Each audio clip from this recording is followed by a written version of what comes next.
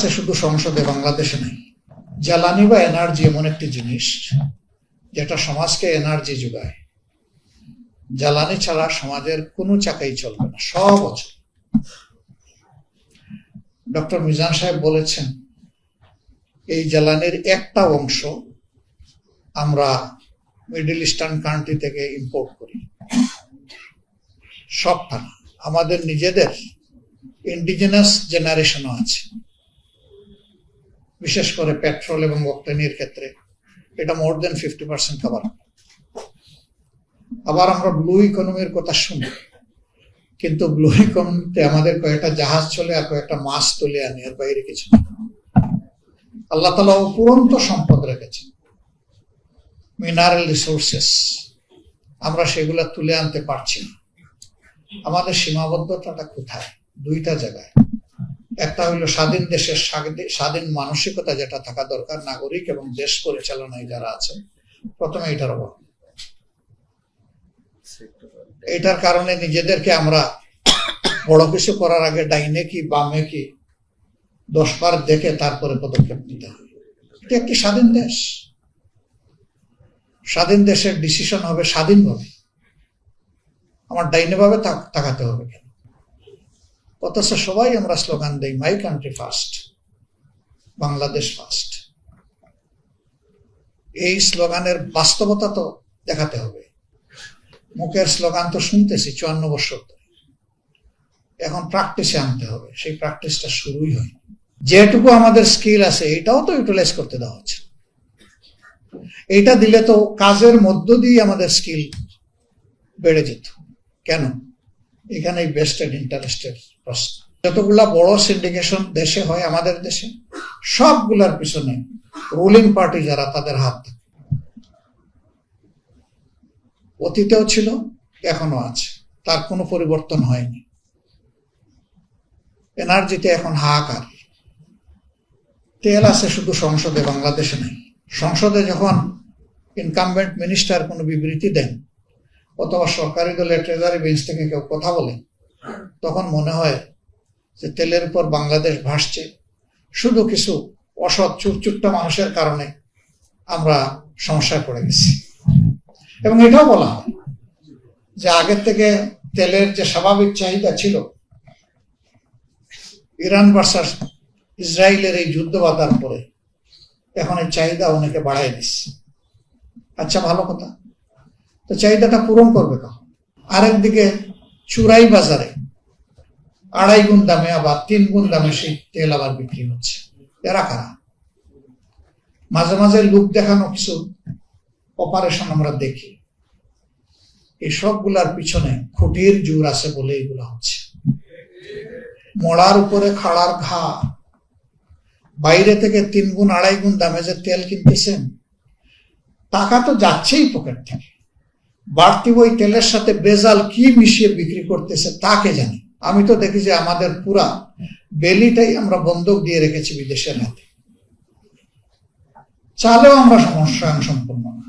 মাঝে মাঝে আমরা গাল ভরা বলি শুনি, আমার আমলে, অমুকের আমলে, তমুকের আমলে আমরা খাদ্যে স্বয়ং সম্পূর্ণ ছিলাম। এগুলা সব ফাঁকা বলি, ব্লাফ টু দ্য পিপল। মানুষকে ধোঁকা দেওয়া হয় এগুলা বলি। সেচ পাম্প চালাতে গেলেই তো তাকে জ্বালানিতে আসতে। এখন সেই জ্বালানির কেইন নিয়ে কৃষক এক পাম্প থেকে আরেক পাম্পে দৌড়াদৌড়ি করতেছে, পাচ্ছে না। এখানেও সিন্ডিকেশন। দেখতেছেন যে জ্বালানি মজুদ আছে, সাইন লাগাইয়া রাখছে, এখানে জ্বালানি নাই, তেল নাই।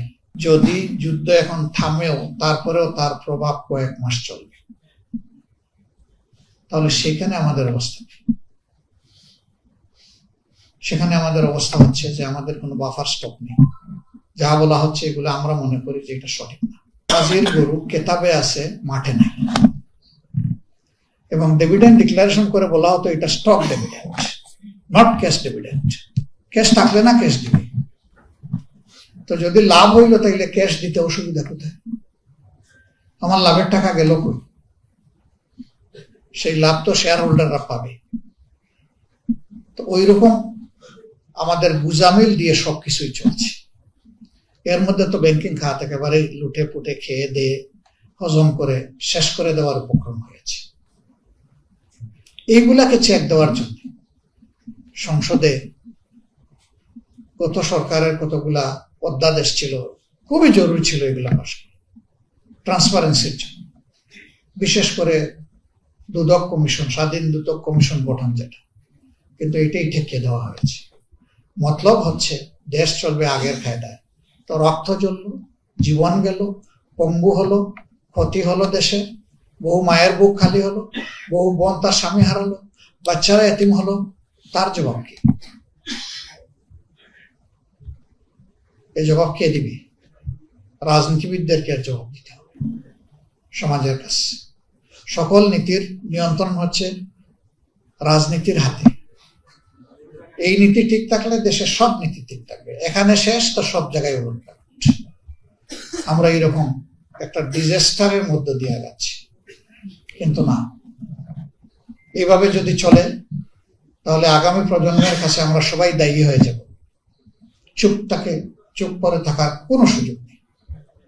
আমাদেরকে অবশ্যই জাগতে হবে, প্রতিবাদ করতে হবে, প্রতিরোধ গড়ে তুলতে হবে। দেশের জন্য তো অবশ্যই, আমার নিজের জন্য, আমার সন্তানের জন্য, আমার এই মাটির প্রত্যেকটি দুলাকণার জন্য। তাহলে সব জায়গায় অ্যাপ্রোপ্রিয়েট মেনিং করতে হবে। যে মানুষটাকে যেখানে খাটে তাকে ওখানেই দিতে হবে। এখানে ধর্ম, লিঙ্গ, বর্ণ, এখানে রাজনীতি দেখার কোনো সুযোগ নেই। আমরা এই ব্যাড কালচারের কবর রচনা করা দরকার।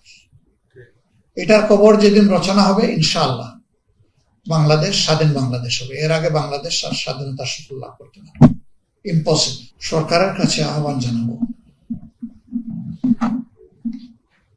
সম্প্রতি অতীত থেকে আমরা আসেন সবাই শিক্ষা নেই।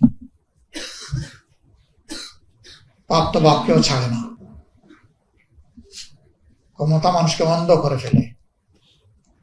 তখন আর এই ট্রান্সপারেন্ট লুকিং গ্লাস অথবা স্পেকটাকুল থাকে না। তখন স্টিলের গ্লাস এখানে পড়ে যায়, এই জন্য সমাজকে আর দেখে না। আসুন আমরা ট্রান্সপারেন্স গ্লাস দিয়ে সমাজটাকে দেখি, মানুষের হাহাকার বোঝার চেষ্টা করি। কৃষির যদি এই দেশে বিপর্যয় ঘটে, গোটা জাতির বিপর্যয় ঘটবে। কোন বিদেশি ঋণ আর সহায়তায় জাতিকে কোমর সোজা করে দাঁড়াতে সুযোগ করে দিতে পারবে না।